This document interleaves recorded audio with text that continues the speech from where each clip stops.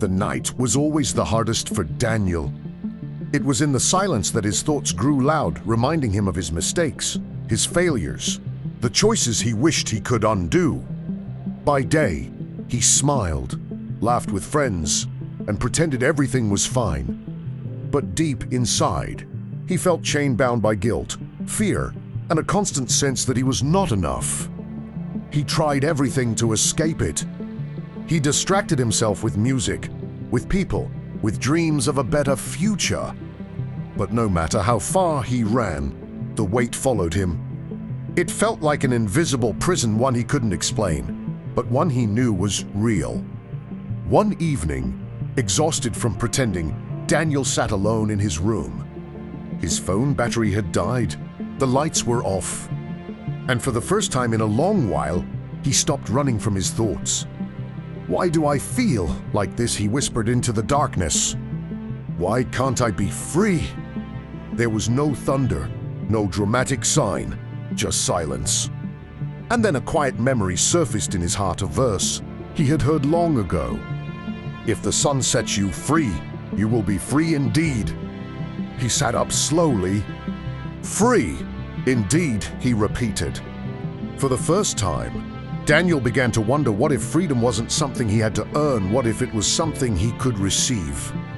That night, he did something simple, yet life-changing. He prayed.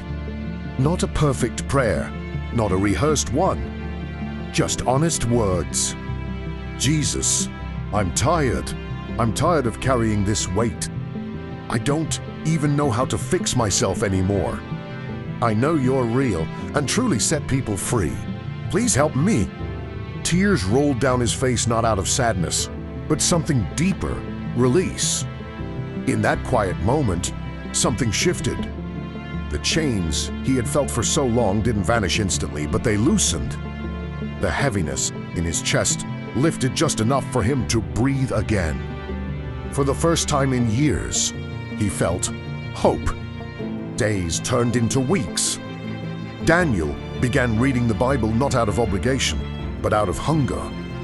He started understanding that his identity was not in his past, but in Christ. That he was not defined by his mistakes, but by grace. Slowly, the things that once controlled him began to lose their power.